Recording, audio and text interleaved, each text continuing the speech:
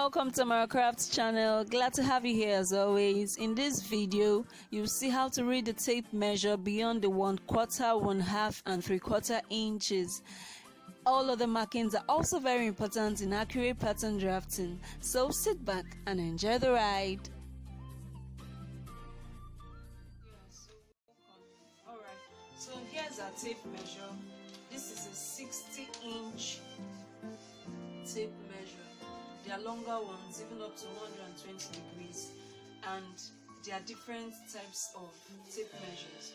This is basically used by most tailors, fashion designers and all that.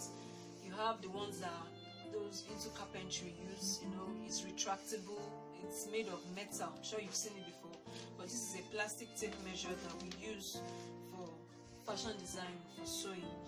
Okay, so this tape measure has a metal head. As you can see, this is the beginning of the tape, and it's usually taken to be 0. It's taken to be 0.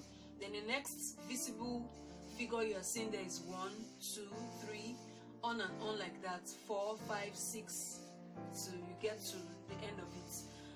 And in between these figures, in between 0 and 1, 1 and 2, 2 and 3, you have some markings. There are markings there, that we use. Okay, so these markings are relevant. I've come to notice that when people make peplum, they are told to round up their decimal figures. By the time they worked out their radius and they get something, point something, they are told to just round it up to the nearest whole number.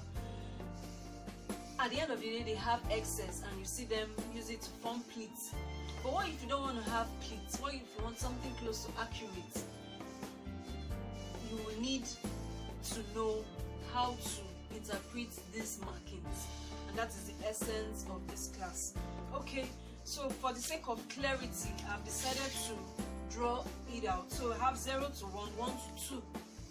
Don't forget, this metal head is at 0 and here's our 1. So these are the markings we have. So after the metal head, because it's not clear, that's why I decided to draw this out. After the metal head, the next mark we have on our tape measure is our 1/8. 1/8. The next one after that is our 1/4. The second marking after the 0 is our 1/4. That is a common marking we know. Then the next one after the 1/4 is 3/8. After 3/8 we have half. After half we have 5/8. After 5/8 we have 3/4. After 3/4 we have 7/8. Yes, you guessed that right. I'm sure you've seen the sequence. The first one is 1/8, 3/8, 5/8, then 7/8. So simple. Then the next one will be 1. This is 0 here. 0, 1/8, 1/4, 3/8, 1/2, 5/8, 3/4, 7/8, and 1. So the same thing between 1 and 2. You have 1, 1/8, 1, 1/4, 1, 3/8, 1, 1/2, 1, 5/8, 1, 3/4, 1, 7/8. Then you have 2.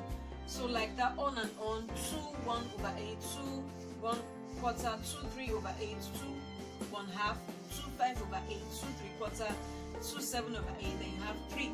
So that's how it is read. So what is the significance of all of this? This is boring. Let me just be used to working with my 1/4, 3/4, half and whole numbers I know. What's the significance of it? Like I said, if you don't want to have that excess, in your flare or peplum or whatever, you can make use of these other markings, these other values.